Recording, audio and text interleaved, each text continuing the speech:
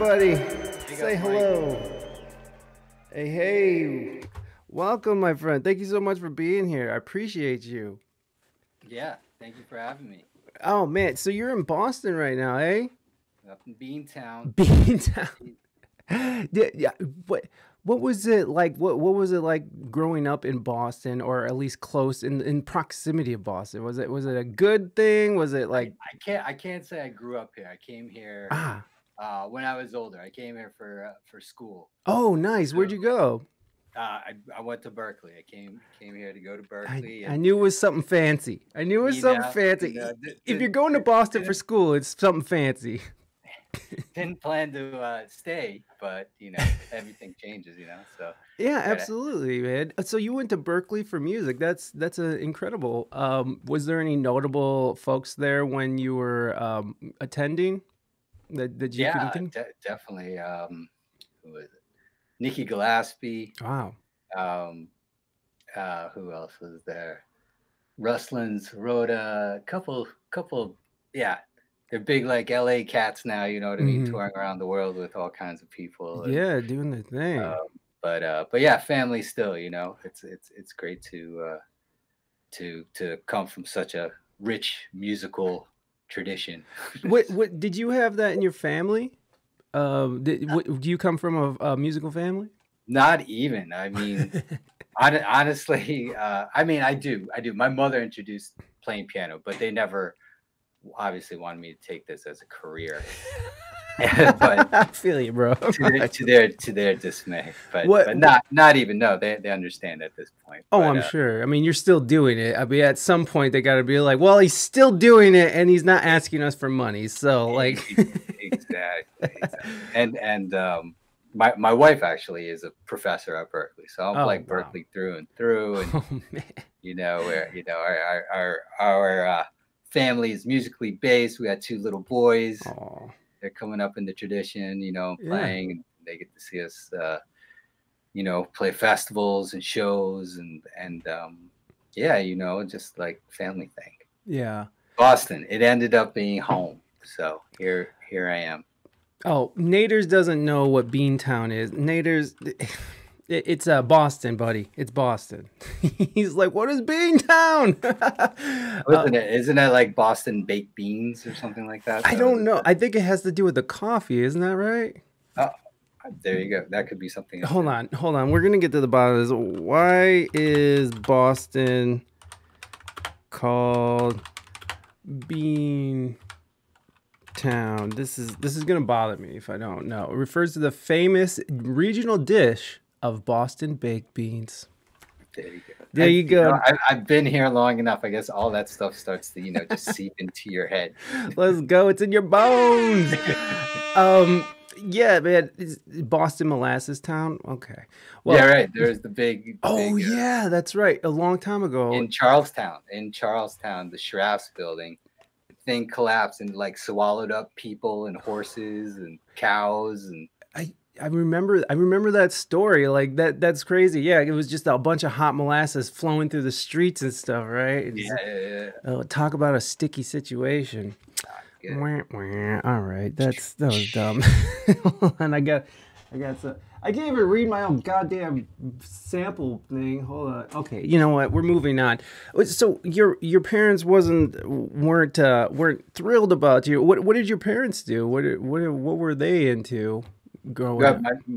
They were in the medical profession. My dad was a doctor. My mom was a nurse. And yes. actually, I was going down that road. Actually, I have a degree in chemistry before I even went to Berkeley, and I worked in IT for a while. So I tried many different things, had different lives, but ended up in a good situation in music here, and just kind of eventually gravitated to, I guess where my comfort zone is, or where my happiness is. Absolutely. So when you were attending Berkeley, what was your main course of study?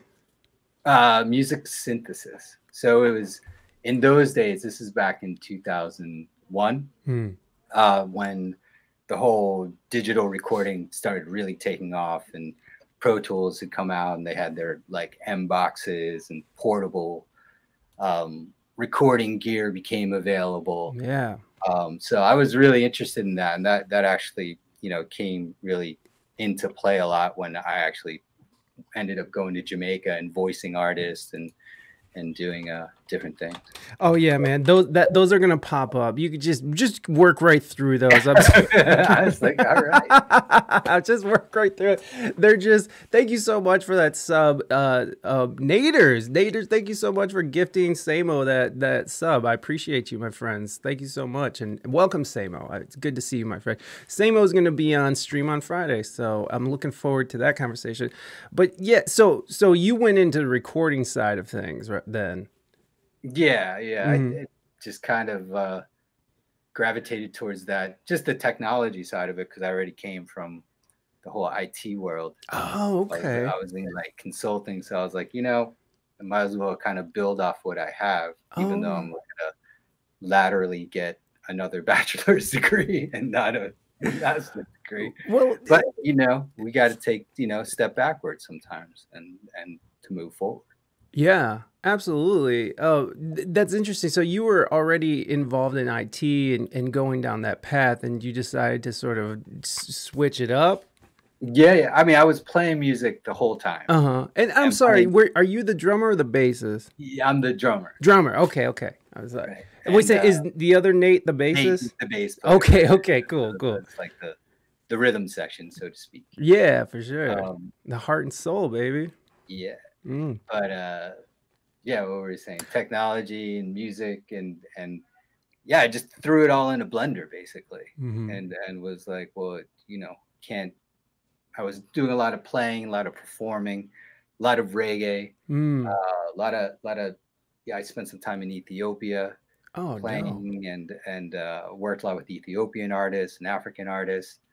Some Haitian artists, and so I've always been like gravitated towards like the African diaspora and reggae and all its permutations and kind of different forms. And so finally being able to go to school and learn music and Naders wants to let you know that if you guys need another Nate, he'll be your professional roller. I know you keep saying Naders, and I'm like, huh? What? No, he's in chat. He's in chat. He's somebody. He just wanted to let you know that if you guys are hiring a professional blunt roller or joint roller, that he will be your person. So let him know. 3 Nates. I like that.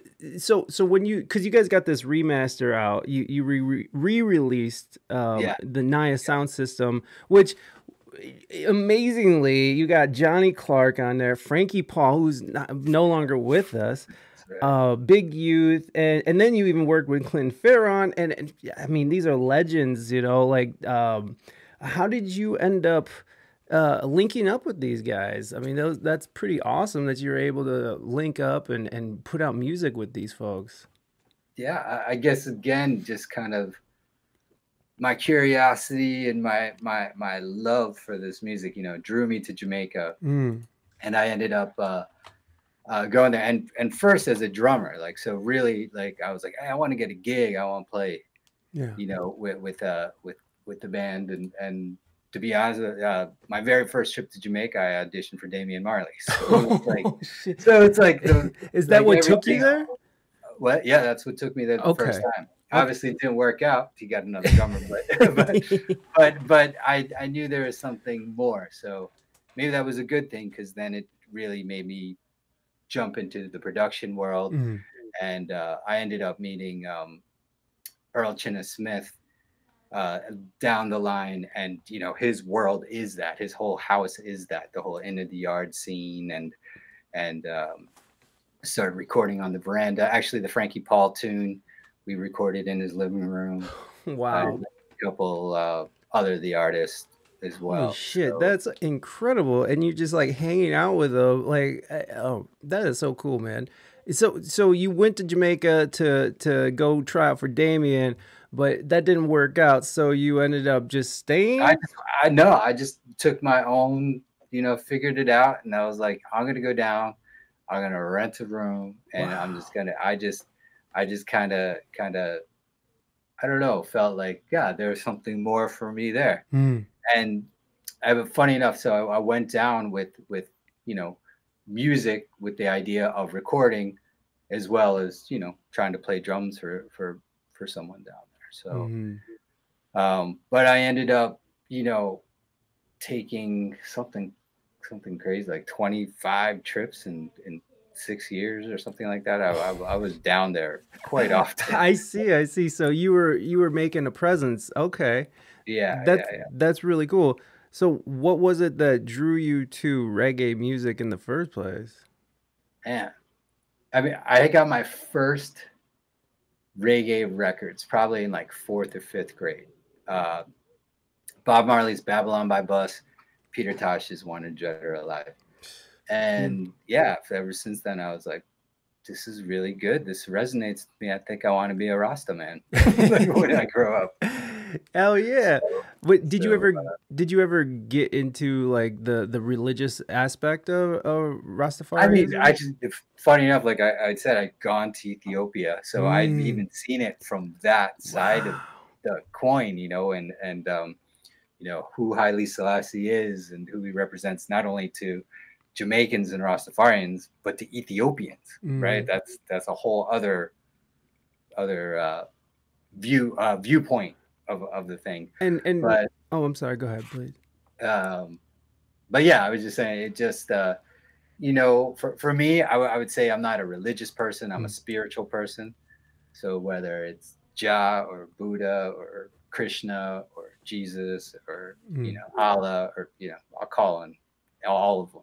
Yeah, know, well, so that's the thing, right? Like these religions, they have something to teach, and you know, right now everybody's like sort of smashing and dunking on Christianity. It seems like it's an open field, and you know, I'm not a big Christian or anything. I just there are aspects to Christianity. I think there's valuable lessons in these writings that I think that people can really learn on. And I know that people are equating like Christianity with all this political stuff that's going on currently, but it's still that there is fundamentally there are some beautiful things in there. Like, I mean, thou shalt not kill, you know, that's pretty dope, right? Like, don't covet your neighbor's wife. Like, you know, hey, don't go slanging dick around. It's, you know, it's not like that. So there is value in all these writings, and to dismiss any one of them, I just feel like is, I don't know. I guess it's not all bad and not all good at the end of the day, right? You gotta always sort it out and figure out, you know, and where the truth lies for you could be different for where the truth lies for me and everybody else. And Absolutely. No. And that's the hardest thing about right now is having conversations about these certain topics. Like people are so either afraid or it makes people angry about it. And that's unfortunate because I feel like just having these conversations, being able to find something in someone else, you find yourself in someone else, you know what I mean? Because essentially we're all one, right? If we break it down. So there's no reason why we shouldn't be able to communicate with each other and have a conversation. I don't know. Have you ran into any problems just communicating? I mean, you live in a college town, so or at least you're very close to this college. Well, you know, Boston's very, very interesting place. It's old, right? As far as part of the country, we're talking like this is where shit started, right? This is where this is like where they like lit the torch and said, yo, let's become America. So there's a certain energy here from that. Yeah. Right. And just kind of like the country exploded from there. And there's a certain amount of tradition here from that and pride that's here. Right.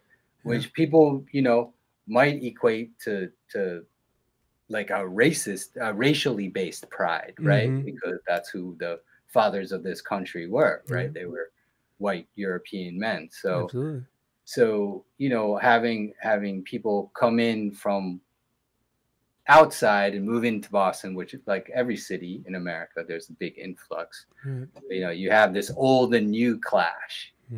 And within it, like I said, you know, I try not to blur too many things or, you know, this is racism or not racism, but there's a pride, the nationalism tends to fall under those lines as well. And if you're on the, you know, wrong side of the street or wrong side of the coin, you know, which I'm definitely coming in from the outside. You know, I'm the visitor in this situation. Yeah, I've felt unwelcomed at times. Yeah, yeah. I've heard that that city could be very segregated and still holds like a sort of a certain mentality. What sucks is that, you know, another thing that sucks about like national pride is like I'm actually really proud to be American. I'm not proud of everything that America has done, but like to be able to express ourselves freely and what we've contributed to the world as an art, you know, I think is beautiful. So it sucks that, you know, that there's this idea that you can't be a proud American and you know, still be very critical, because I'm very hypercritical of the government. We've done horrible things, you know, like I'm very critical, but I also recognize that we've led the way in some very beautiful things as well. And I feel like what happens is that the baby gets thrown out with the bathwater. You know what I mean? And people just sort of. I remember hearing this lady was like, I went up to this part and there was American flags everywhere, and I felt like I was gonna be murdered because all of a sudden the American flag represented, you know, hate, and that's wild how much we've become detached from our country in such a way that we can't even look at the flag without some people being offended or feel you know, the years of oppression coming down on them. So, which is very sad. And I feel for those people too. You know, I mean, I'm not like, oh, that dumb lady, you know, but you know, that's coming from somewhere, right? That's coming from some experience that this person has had. And that's so sad that this person had to experience that to get to that conclusion. Yeah. And that somehow it's exclusive. Yeah. But like it's the melting pot at the same time. Right. There's like a very, very kind of like slippery slope. No, you're absolutely right though. You're absolutely right. It's a lot for some and none for the other. You know what I mean? And it's like, and the way things can be segregated in these cities and the history of redlining and all that stuff. I mean, that all compiles into something, you know, I mean, that doesn't just go away. These, you know, so I absolutely understand where people are coming from when they feel like they don't have a country that really is behind them. And in my head, like, I feel like the country is not behind anybody, but like the rich, anyways. I mean, again, yeah, it's kind of based on a you know, every man for himself, so to speak. I mean, we want to, you know, take care of our neighbors and be attentive of people around us, but for most part, everyone's just running their race, you know, here, and that's life in America, you know. And you travel abroad, you know, and everyone's like, oh, we want to go to America. You guys like hang out and like, you know, just pick money from trees. It's like, dude, you know, like, it doesn't quite work that way, because whatever money we pick from the trees goes right back into something else, you know, and faster than you can pick it. Yeah, basically. No, it is interesting though how much people want to still come here with all the problems we have. People still want to be here. When you were out like in Ethiopia and stuff, what were like some of the differences that you felt in you know, being especially being an American? Are you an American? Are you originally from America? I'm a first generation American. Yeah, cool. I was born here. My mother is from the Philippines. Oh, heck yeah. And my father was from Sri Lanka. Oh, that's dope. Heck yeah. Yeah, so I'm an islander, you know, just kind of, that's how I kind of identify myself, you know, Pacific Islander. For sure. Asian kind of background, because the question always comes up, so where are you from? You know, but where? I say, oh, I'm from Philadelphia, or Allen, you know, I was born in Allentown, Pennsylvania, you know, but that really has nothing to do with, you know, I guess where I'm from. Yeah, man. No, my mom. Just the location. For sure, man. For sure, where your roots are from, man. Where you're rooted at, and yeah, I my mom is from Mexico. She had to get a what do you call it? She's an American citizen now. She had to get her citizenship. Green card. And she had a green card for many years, and she had to go and take the test, and now she's American, you know. So I understand that mentality, especially the, you know, immigrant mentality too. And so that makes a lot more sense when you said your parents weren't thrilled about you going into music, because I know what that is, man. Hey, I know what that is, because they came here for you to go and be something more than what they thought could happen where they were from, and then you decided to be an artist. Yeah. You basically decided to just shit all over their dream. But not to mention all my aunts and uncles and cousins, second cousins. They're all doctors now too. Anyway. Hey, yo, yeah. But that's the artist's life. I don't wish I was doing anything other than this. Like I truly enjoy what I do. Are you full-time musician, or do you Yeah, you know, I'm doing this. I'm producing music, performing live. Actually, Clinton called me at the end of September and or beginning of September, and he needed some drumming help, and I flew out there and did a bunch of dates with him on the West Coast. So hell yeah. Kind of, you know, still performing, but actually really trying to get into the production mode and writing a lot more music and hoping to take another trip to Jamaica, probably maybe in February, but definitely in July. Probably gonna head down there. Been working with the Alpha Institute down there. I don't know if you know that, the Alpha Boys School. I don't.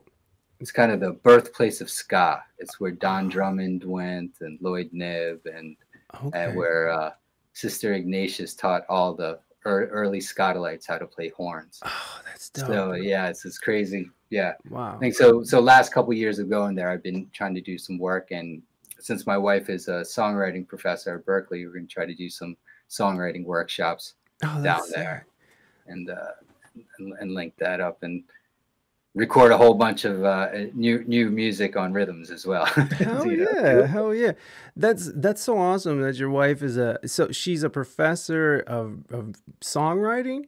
Yeah. Wow. How does she approach a song, like to write a song? How? I mean, I don't know how much you know about how she teaches or whatever, but I know a lot about it. Well, yeah, no, me too. My wife is a voice teacher, so like, you know, you pick shit up over the years. Yeah. What have you learned? Okay. What have you learned from her in that realm of songwriting? Well, more just the approach of you know, I think what she teaches best is, you know, how not to get stuck when you're writing a song, right? So it's to have all these tools that, like, oh, you know, you can't like get on one line, all of a sudden the whole song like falls apart in your mind. So you have to, you know, be able to pull out your this or that, you know, off your tool belt and fix that thing and then keep going, or put a little you know, placeholder, the whole idea of placeholders and you know, you don't have to, you know, write the whole thing completely in one shot, you know. Right. The whole idea of editing, you know, is and it's funny because, you know, when I collaborate and I work with a lot of different artists and singers, there's a varying amount of openness and resistance towards that process. You know, and everybody had, you know, songs are very personal. You know, and sometimes people are like, yeah, you know, it's got to be like this. Yeah, I understand. I do understand that. I mean, personally, in the way that I work is just like, okay, let's just do it, you know, because like I feel like if I am collaborating with somebody, I'm just, not that I'm giving up something, you know, I try to take the ego out of it as far as I can, because if you do commit to working with somebody, you want it to be as open, as free as you can, without any, because you know how you could, if you're collaborating with someone you never even met, or a new artist or something, there's always that little wall to get past, right? And it's best to try to get past those walls as soon as possible, just so you guys can get to the heart of what you're trying to do as collaboration. How are you in that? Do you find yourself kind of sticking to your guns on certain aspects, or are you a bit more open and... No, I'm kind of open. I mean, I like the it's funny. We do a thing here. You know, I do a lot of production now at home where, you know, we're upstairs where there's an acoustic piano and like acoustic guitars and cajon, and we do all the writing upstairs. And then when we're ready to actually make, you know, cut a demo, we come downstairs and there's, you know, we have everything kind of dialed in with the drum set and the organ and the bass and everything. So we can get the whole band thing going. So it's kind of a, you know, I like to separate the two things. Some people, I guess, you know, the greatest would be a rock star and just write in the studio and have somebody record everything I want. Unlimited money to just compile the best stuff at the end of the day and say, hey, this is what you did. Yeah, yeah.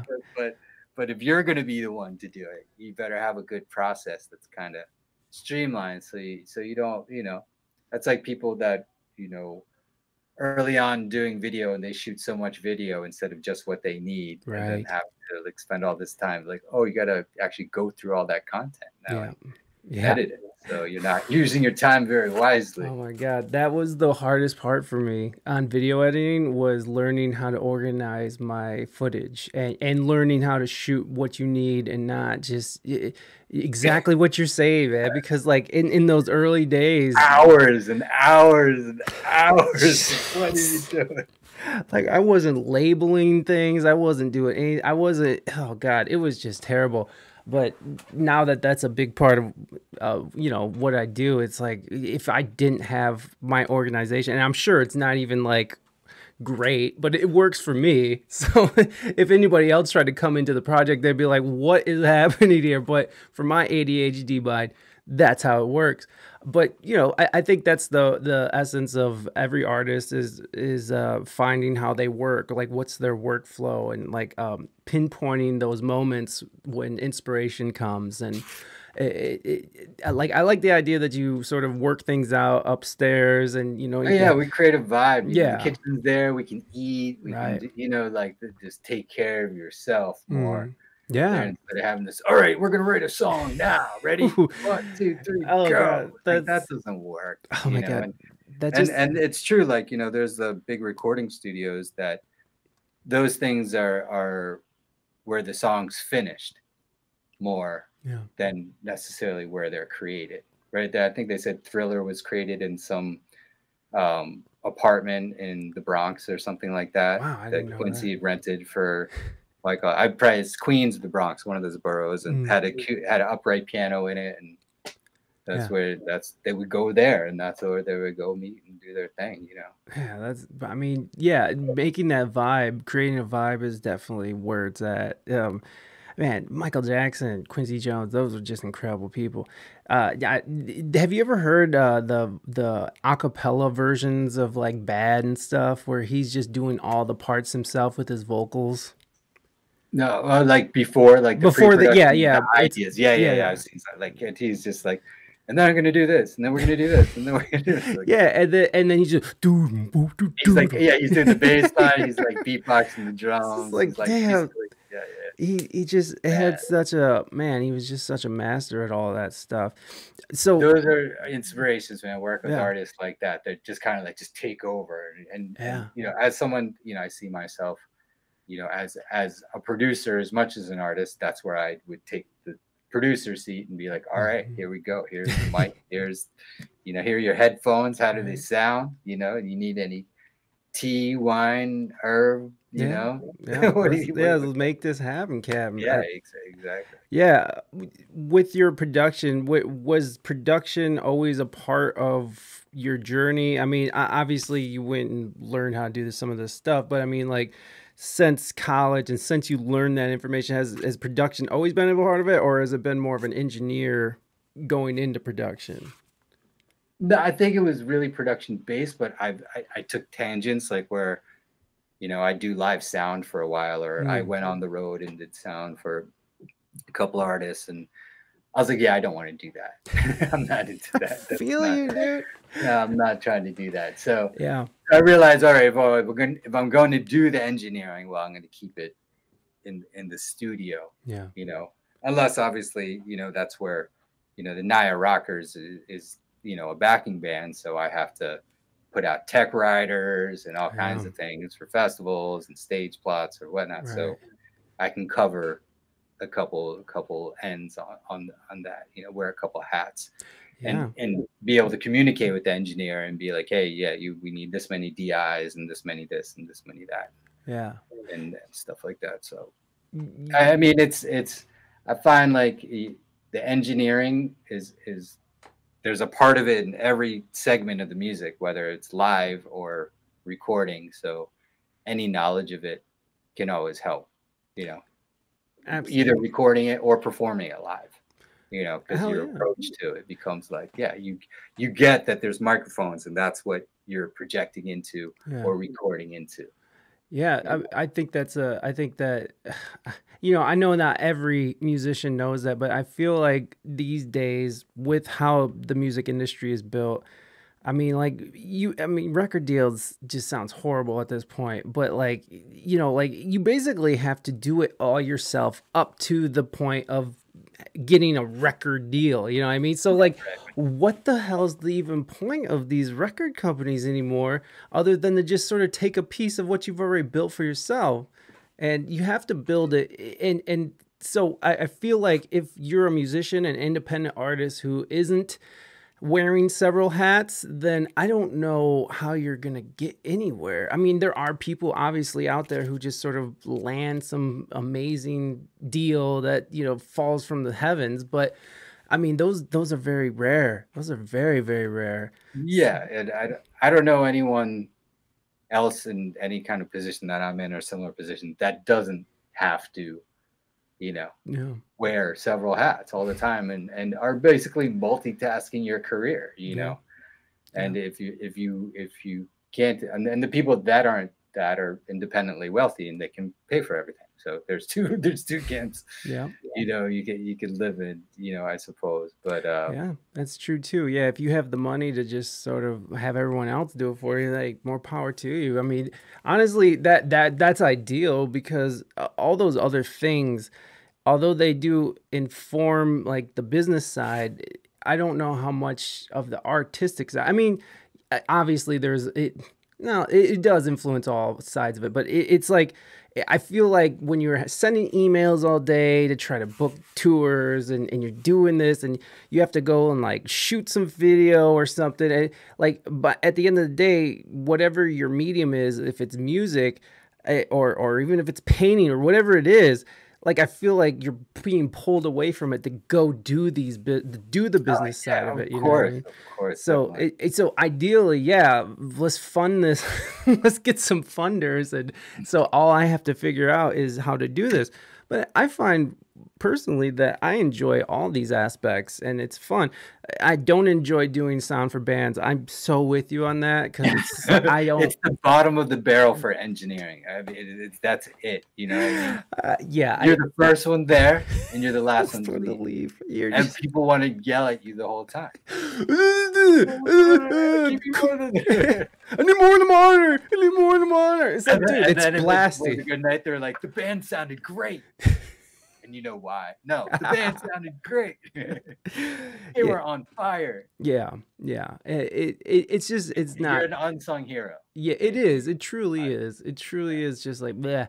But you know, we need all of them. You know, we need those people, right? Thank God, there are people that want to do it. Exactly. And are great at it. Exactly. Because when I encounter one as well, you know, being on the other side, you know, I always am the first to be like, yeah, thank you so much for paying attention.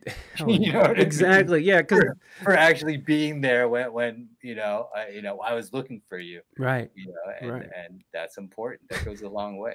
Yeah, just for some people who might not know, some sound guys will get you dialed in kind of, and then just walk away and start drinking or go outside and smoke, or like whatever it is, they're gone, and you're just, something's feeding back. It doesn't matter. It's because volumes, levels, things change throughout a performance, and if someone's not there to kind of catch those levels and catch that shit, it all falls apart very quickly. So I'm not really into that, but I'm good at it. It's just that I don't want to do that.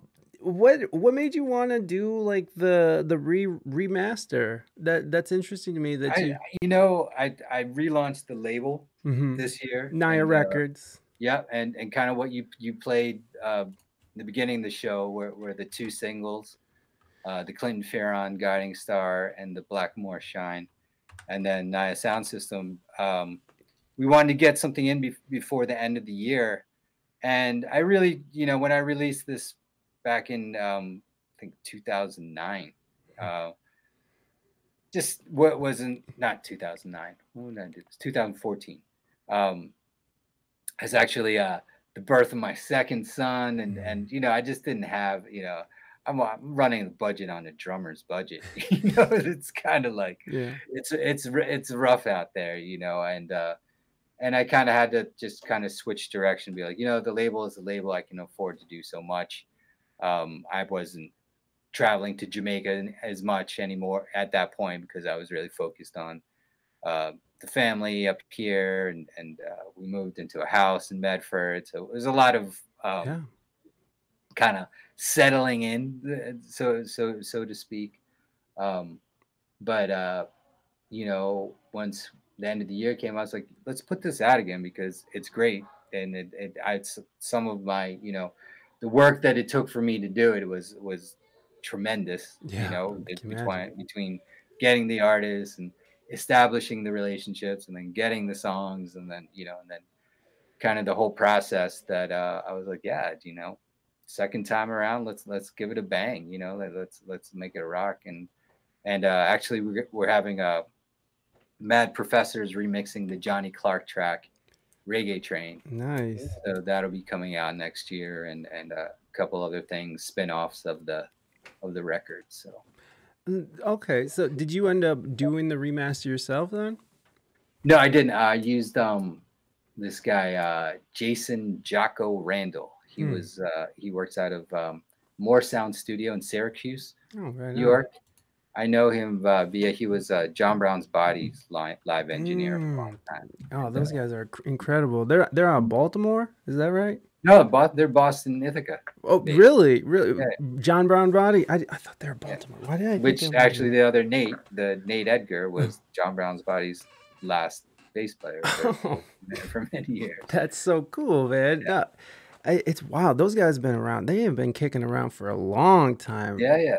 No, big up Tommy Betty Deddy lives in, the drummer lives in Boston a long time. Okay. And, they hold a Sunday night residency in some at Sally O'Brien still, Dub Apocalypse. So it's like all the kind of family of them, contingents of John Brown's Body and all the offshoots, the Boston reggae scene.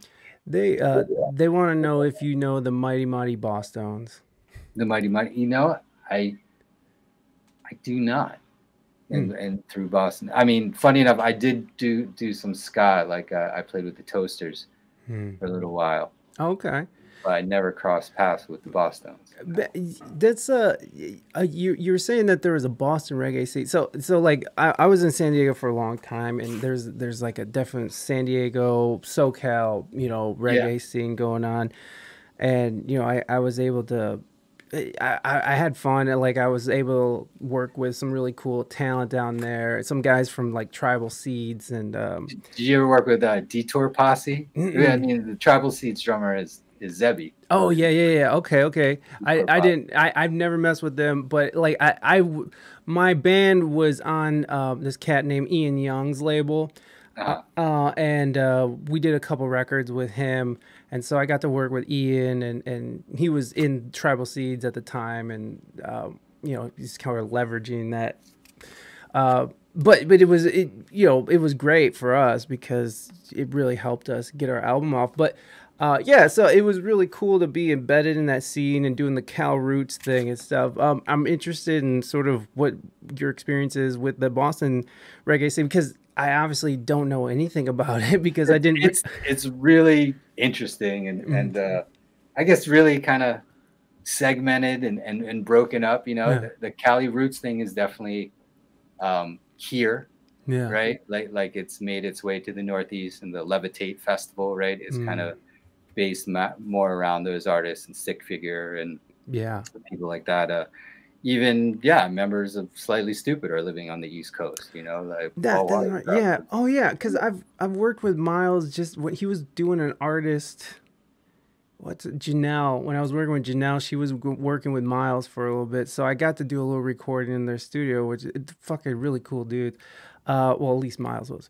But in any case, that's interesting. I had no idea that they were like all over the place. Everybody's scattered around. You know, you have all these different bands, like the Elevators, and you know, who are kind of the up and coming, you know, the next rising kind of stars, and different people. But then you have your, you know, Boston's my third city that I've kind of lived and played reggae in, and there's always I always first was always tried to find the indigenous kind of like West Indian kind of reggae crowd, and there is that. There's like the Conscious Band and Errol Strength and some of these veteran singers that you can see, you know, in various places around town. But it's a very different crowd than, you know, the Somerville. You know, there was a big reggae kind of scene in Bull McCabe's back in the day in Somerville before it closed. And there was reggae like Tuesday night, Thursday night, and Sunday night. Well, that's every a good week. amount. That's a good amount. So it's pretty solid, right? And each night kind of represented a different group of reggae, you know, like from the older veteran West Indian artists going up and doing their night to the, you know, more kind of international kind of thing, mix up to the more of the Cali roots or the kind of East Coast reggae. That's what's cool about like the East Coast, because you guys get more of the West Indies reggae. We're closer to Jamaica. Yeah, exactly. You know, and to the islands. Right. We get a lot of the Hawaiian folks coming over, Polynesians, right? Polynesians, and there's a lot of Mexican Rastas out there, and then of course the wonderfully named white boy reggae scene, you know, but which is very fun. Why are you? My wife is just over here just laughing. But you know that's what the SoCal scene sort of came from, is like, you know, Bradley Noel and Sublime, So like No Doubt and Slightly Stoopid too, and there is that scene did come out of sort of quote unquote white boy reggae, but it's definitely morphed into something really cool out there. I just really love more out of the punk scene, right? Yeah. Wouldn't you say that was more of? I guess you're right, because it was ska punk, right? Kind of vibe, kind of morphed into, like, instead of just playing hardcore, like, because when I grew up, like, hardcore was big, right? Like you know, dudes would like set up on the half pipe and, you know, play crazy, you know, double bass drum music as fast as mosh pits and the whole entire thing, and like but I think that eventually, like, that same music got like switched on to like reggae, like that scene, and that's what blew up and grew, you know, the next whatever 4 generations that now make up the Cali roots thing, which is wild. It's cool to see, man. It really is. It was really cool to see how much that vibe sort of spread across the country. I mean, from like Arizona to Florida to Boston, you know, even up here, there's, you know, like there's love up here in Ohio, but it's more like hippie stuff over here. Naders wants to know what your thoughts are on the Island Boys. Their hair is outrageous. They have stuff growing in there for sure. You know, definitely. Yeah, I think they had to cut it off though, right? There's something. Not that I follow them, obviously. I mean, I need to know honestly now. Did they have to cut it off? All I know today is I found out that 21 Savage said that Nas is irrelevant. and it pissed me off. Like, I was pissed off. I was like, how is 21 Savage gonna say Nas is irrelevant? Irrelevant. It's like, go fuck yourself, 21 Savage. Your last album with Drake, you're riding on Drake's dick right now, and it wasn't even a good album. Fuck that album.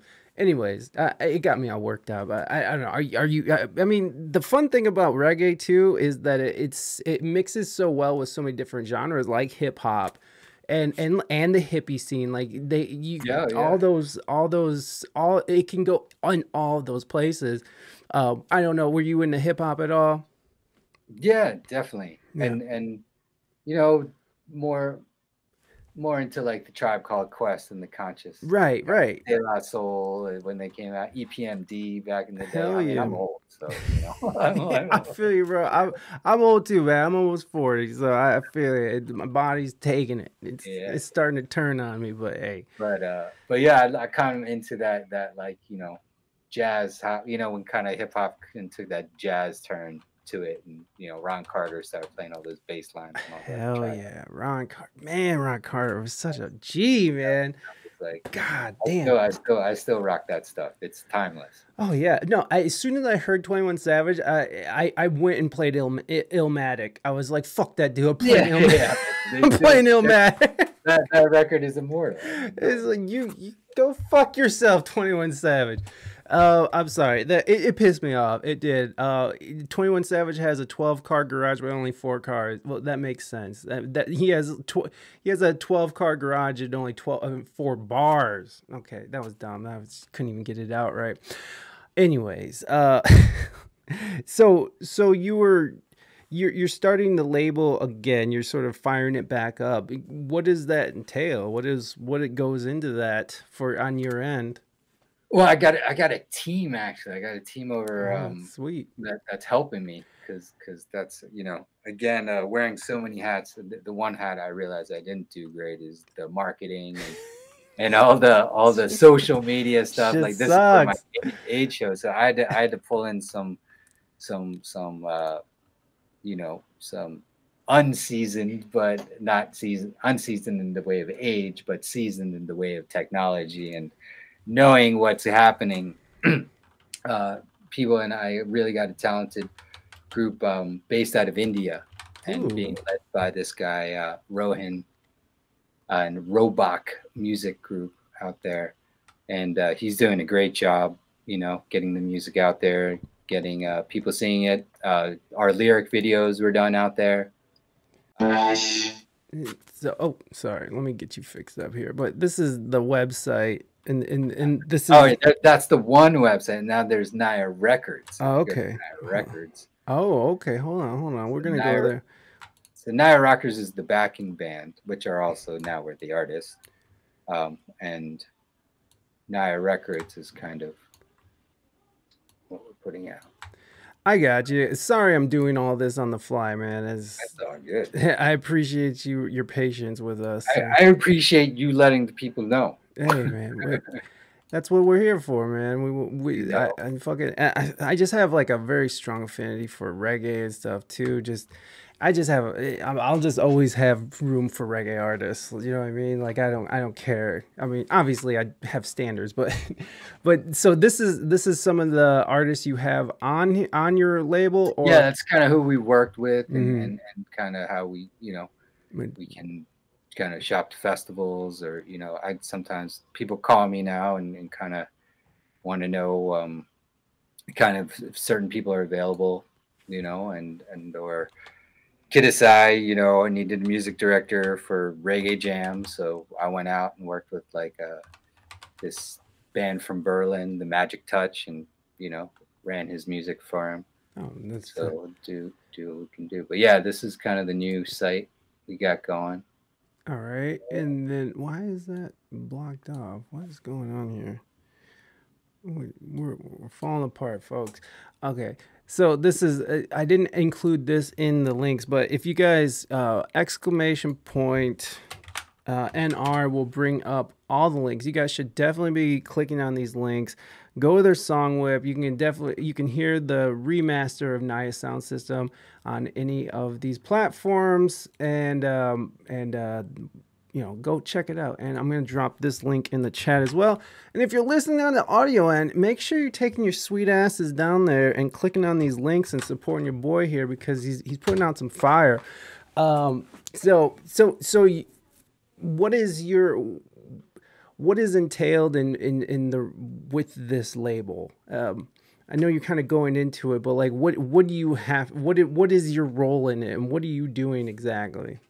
I guess I'm curating it. I'm also engineering most of it, and been drumming on most of it, playing percussion on some of it, playing some other instruments as well.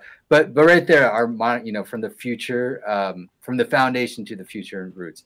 Obviously, I've really dug into Kingston and found like who I call the architects of reggae, from the studio musicians to the artists, that made the hit songs that we all love. And then also working with, from that, like working with Jenna, like I know everybody's kid, Addis Pablo or Jamila Smith or Asadanaki Whaler.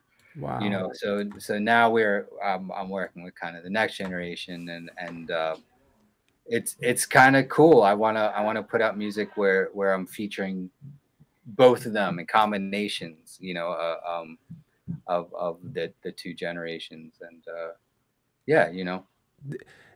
just kind of, I don't know, it's my own strange obsession with Jamaican musical collaborations, I guess, or in reggae, and coming from Yard is really is where it's at for me. I guess when I first started doing the reggae drumming, I was a student of Winston Grennan in Baltimore when I was doing my chemistry, and he really turned me on to, in a way that was like, all right, well, maybe I want to do this the rest of my life. You say Winston Granite? Grennan. Grennan. Oh, Grennan. Okay. Yeah. And that's him? That's Jamaican him. Drummer. Oh. Yeah. I mean, he's one that was one to help create and cement the one drop rhythm. Oh, okay. So I feel like, I've been very fortunate to have a lot of information passed on to me. Yeah. In a way that it's, coming again. He drummed on The Harder They Come, on what else? He's on like Stone's Goathead Soup, Mother and Child Reunion, Paul Simon. He plays on 5440. Yeah, his pressure song drop. Damn. That pressure, dude, right? Oh, the pressure drop. I used to the pressure. hang out, eat conch chowder, and play drums while he walked around his living room playing trombone to ska rhythms for hours. I love that. That is so fucking rad, man. Yeah. So wait, you worked with him, or this is someone you looked up to? I was in school at Loyola College in Baltimore, and I was working in a reggae band, the Joe Cooper Project. Who Joe Cooper is also a studio musician from Jamaica, an organist that worked with scratch and all these people, and he kind of set up in West Baltimore, and he was like, "Hey, you got to study from this guy, Winston Grennan." And so he linked me up with Winston, and that was it. You said Joe Cooper? Yeah. I mean, that name, there's probably he's a drummer. You say he was a drummer? No, he was he's a Jamaican keyboard. Oh, okay. God, I can't spell anything. We speak English good. Keyboard. I love that you have such a deep connection to like the roots of all this, and you really studied the lineage, and you really not just studied it, but went and lived it, and and really learned from people who were there, and really that to me is just that's just swell, I guess. I don't know where I was going with that, but I really respect that you could there's a lot of people who call cultural appropriation, I guess, is where I was going. There's some cats who are back here. There's some cats who I respect the music and stuff, but it's sometimes when I see like, and I don't like to say, I hate to bring race into it, but like when you see like a white boy with dreads who's like talking a fake patois accent, to me that's where it's where there's that whole parody, right? Ross yeah. Trent, right? It's already out there, you know, that people kind of do that. So I don't know. I try to look beyond that at this point, just like religion. Like we were talking about religion before. Yeah.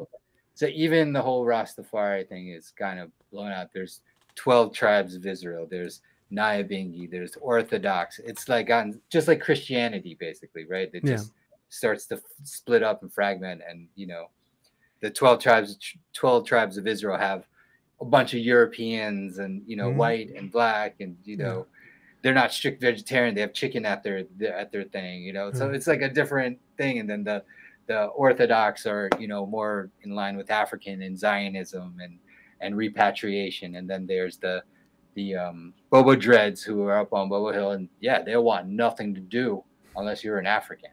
Wow. You know what I mean? That's it. That's you know, that's not even that's the first rule. Not, you know. That is the first rule, sir. You have to be. But and again, like you know, everybody fits somewhere, you know, and what's happening with reggae and here it's cool, you know, because it doesn't have that like connection to like African and Rastafari, not necessarily, right, in America, right, the Cali roots side of it, right. It doesn't have to be as serious. Yeah. Right. So reggae, you know, when you know, the Nepalese people wear Bob Marley shirts out, you know, in Nepal and stuff like that, because it's revolutionary music, right? They're there to it represents that part, you know. There's no revolution going on in California, really. You know what I mean? There's nobody's. Yeah, you know, Mr. Policeman, don't take my weed away. Yeah, right. There's no war in Babylon. You know?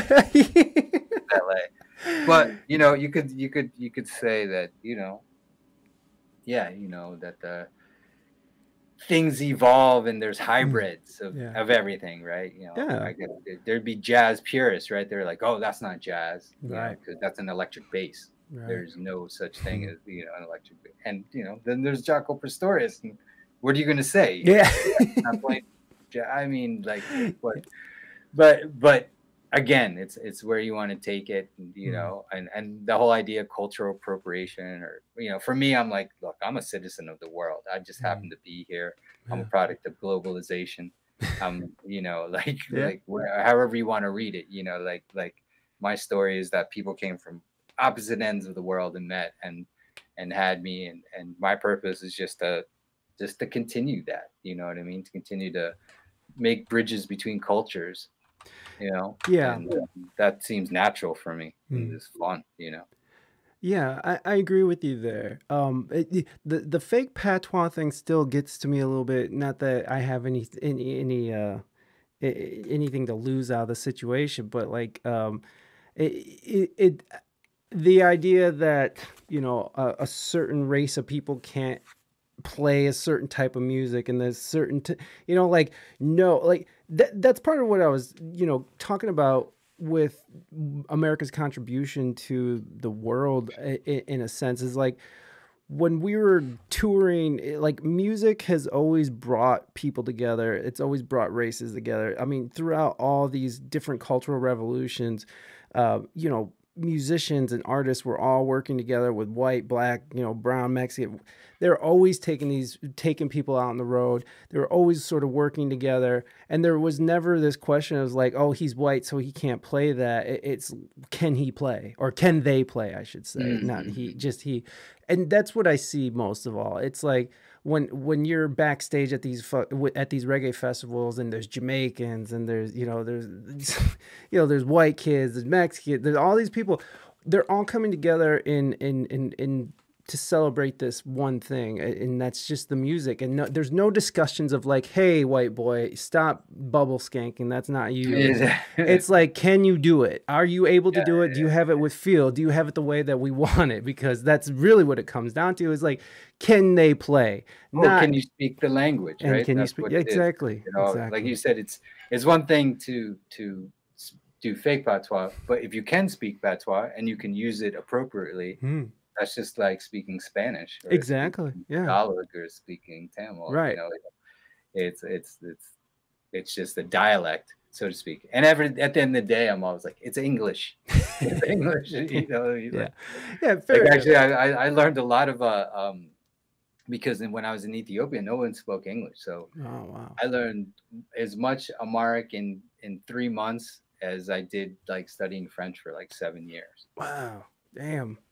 So you could have like basic conversations. Yeah, exactly. Yeah. Because, you know, I just start watching the kids programs in the morning. Dude, that was the best thing. No, that's what my when I was taking Spanish in high school, my Spanish teacher was like, if you guys really want to like learn, like just watch Sesame Street in Spanish and just start watching those, and it'll really help you starting to get it. My wife and my son's 8, and they have this app called Duolingo. And it's pretty cool, and my son's really into it because he's a gamer, so he like it's set up as a game, and he's sitting there learning Spanish. Listen, my mom comes from Mexico. She didn't want to teach me Spanish because she didn't think I was gonna need that shit. And then I lived 10 minutes from the border in California, where everybody's Mexican, and God, I don't know shit for anything in Spanish. But my son is over here, and he's starting to put these sentences together, and now him and my mom are going to start like talking shit about me in front of me, and that's what's going to happen. I just know it. You better catch up. You better get your Duolingo on. I know, man. But I do. I don't even know where that comes from. I don't even know where I was going with that. But Naders wants to know how many drummers is too many drummers? Naders has these hard-hitting questions today. There can never be too many drummers. There it is. There's your answer, sir. We got it. We got to the bottom of that shit. We got. So yeah, we have somebody who comes in here is like always you need more drums. Well, I guess we only had it once, but somebody was in here and we had a drummer on. Who did we have on? I can't remember, but it was like somebody who was actually worked with a lot of different like big artists. Oh, it was Phil Collins' son. It's Phil Collins' son who actually tours with Genesis and does all. Yeah, exactly. Nick Collins. And he's asking him, it's like, you need 3 drum sets. The whole fucking time he's trolling us just about 3 drum sets. So now Naders is, it's just inside jokes here. That's just all it is here. Well, I know you said you had about an hour, so I don't want to keep you too long, man. But I appreciate you coming on. Is there anything that you want to, tell us that we should be looking for? Any upcoming releases that we should be looking for? Anything? Yeah, just subscribe to our YouTube channel and Spotify and follow us on social media. Like I said, I got a great team, so they'll let you know when things are coming out.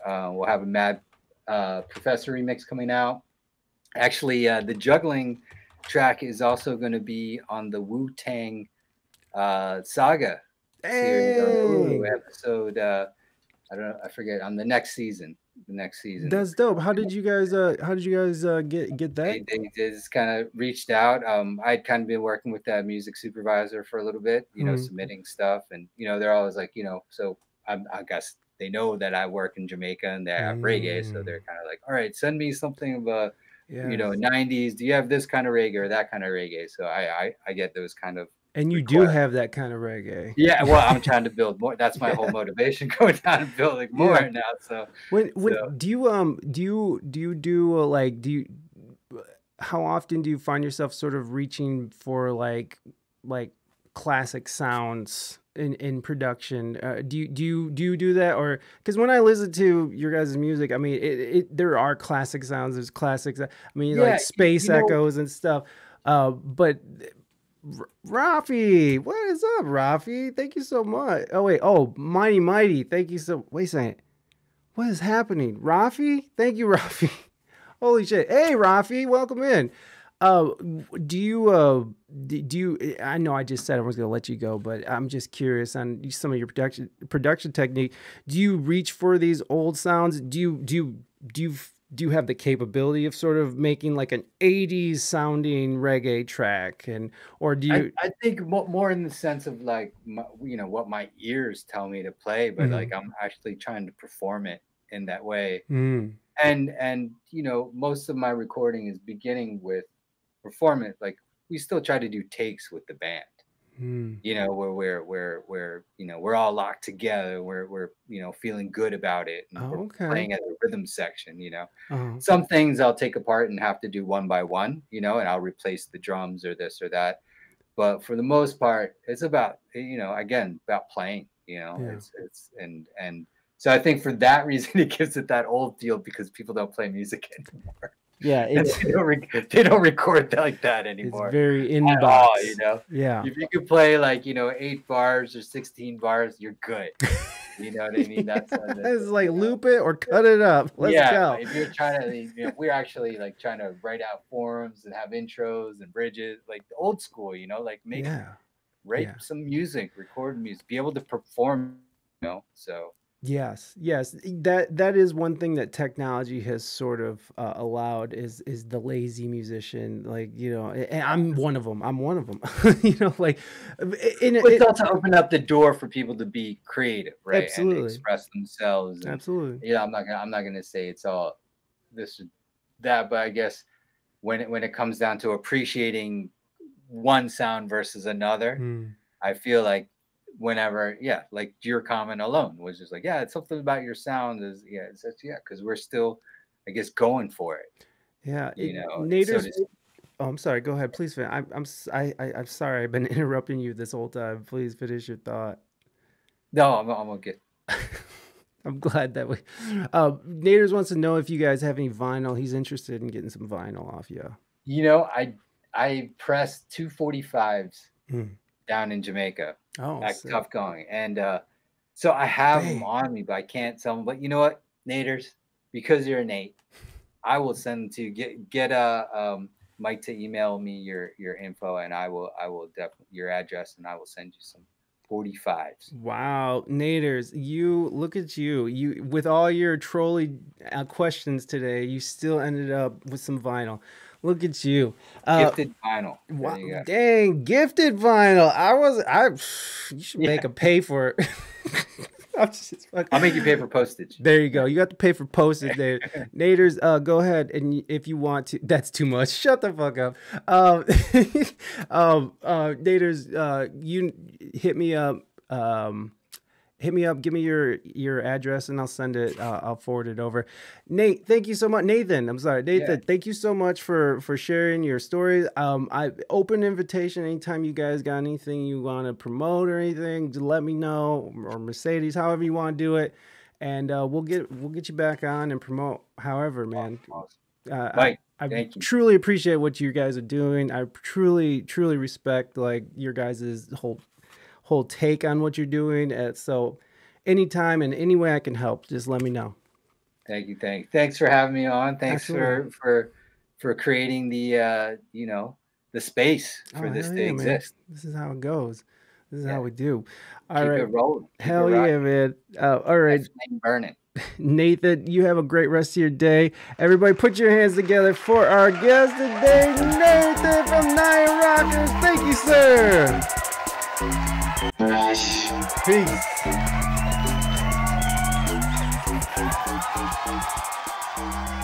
Send him some stickers. I will, Naders. I will.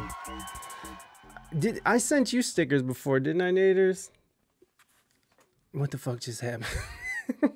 Wait, what just happened, man? Mighty, welcome in. Rafi, how you been, man?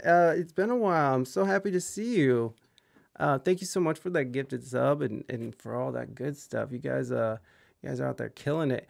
You said I'll pay it for with the. Hey, no worries. But yeah, for real though, if you haven't already sent me your address, send it again. Just because I suck at all that. Morby, what's up, friend? Yeah, that'd be dope. That'd be awesome if Nathan sends you a 45 too at Tough Going. Damn, dude.